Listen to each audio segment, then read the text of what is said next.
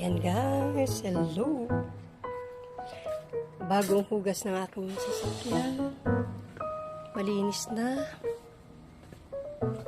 Sampay natin. Bago tayo magluto ng adobo. Ayan, nahugasan na ni Kuya yan. Malinis na po na ating sasakyan. Na-vacuum na rin niya.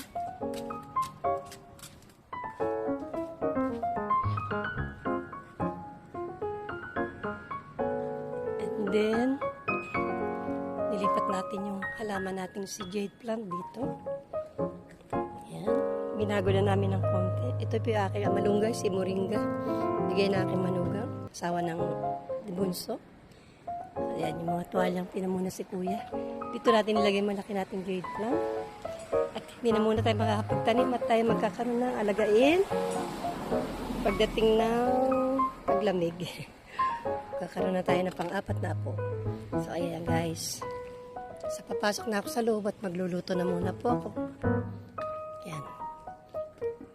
Survival lang ating mga jade plant kasi sobrang init. Hanggang dito lang mga natutuyo. Tanim-tanim tayo dyan. Ito na lang yung aking mga sabit-sabit.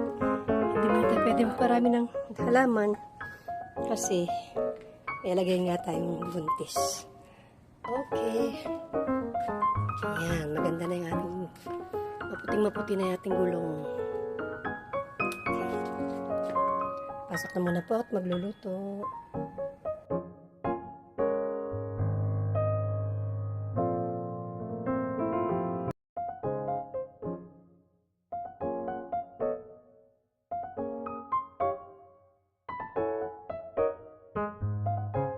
Ayan guys. Habang sinasangkot pa natin,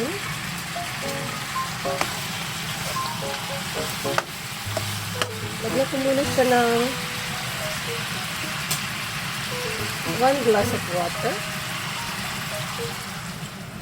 At taksan natin yung apoy. Ayan. Para pakluan muna natin siya bago natin ilalagay ang mga ito. Isang lagayan nila. Sinamahan ko rin pala siya ng mushroom na erengi. Ito guys, pinirito ko rin. Okay. May erengi din po yun. So, pakulaan lang natin yan.